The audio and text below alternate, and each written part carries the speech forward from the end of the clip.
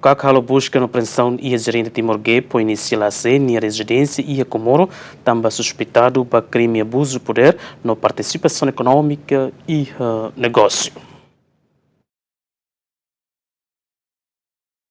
E a quarta, nem mais ou menos, e a tuco rito li minuto tolo nulo dader, equipa Comissão Anticorrupção no assunto investigação, halo busca no apreensão baserente ida o inicial AC, o Timor-Gué, empresa pública e a residência privada e a Comoro.